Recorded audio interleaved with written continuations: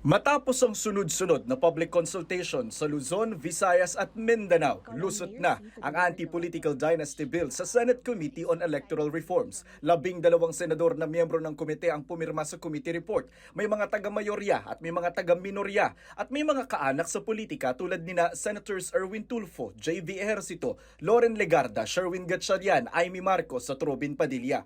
Ayon kay Senadora Risa Hontiveros na chairperson ng komite, ang definisyon ng political dynasty sa ipinasa nilang committee report ay yung mga may kamag-anak hanggang second degree of consanguinity at affinity. Ibig sabihin, bawal sa isang kandidato na may kasabay siyang tatakbong mga magulang at kapatid, pati asawa o live-in partner, anumang kasarian basta nagsasama sa iisang bubong at nagpapakilala bilang couple. Pati mga anak, legal man o hindi, kabilang ang ampon. Bawal silang sabay sa national position, bawal ding sabay sa local position sa loob ng parehong probinsya, distrito o lungsod. Pero pwede kong hiwalay sa national at local.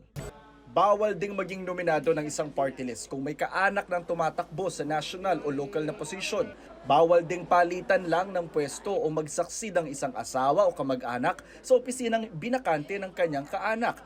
Obligado ang bawat kandidato na magsumite ng certification under oath na wala silang kamag-anak na tatakbo o nakaupo na lalabag sa batas. Kung may magkamag-anak na parehong tatakbo at hindi sila magkasundo kung sino ang uurong, ang COMELEC ang magsasagawa ng drawing of lots upang matukoy kung sino ang pwedeng kumandidato. Isinalang na sa plenaryo ng Senado ang Anti-Political Dynasty Bill. Ito ay panig sa kabataang may pangarap tumakbo, ngunit walang apelyidong kilala sa magsasaka na may kakayahan, ngunit walang politikal na makinarya.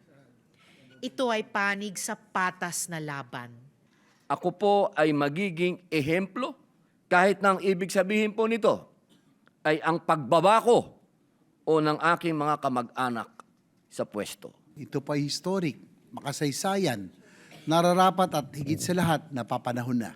Aminado si Hontiveros na consensus o compromise lamang ang second degree dahil mas may tsansang maipasa ito kumpara sa kanyang orihinal na panukala na abot hanggang fourth degree. Nasasakop sa mga magpinsan, magtsuhin o tiyahin at iba pa. Umaasa ang senadora na maipapasa ang panukala bago matapos ang sesyon sa Marso. Kailangan ding magpasa ang Kamara ng katapat na panukala na sa ngayon ay nasa committee level na rin. Kapag naisa batas ito ngayong 20th Congress, sisimulan na itong ipatupad sa 2028 elections.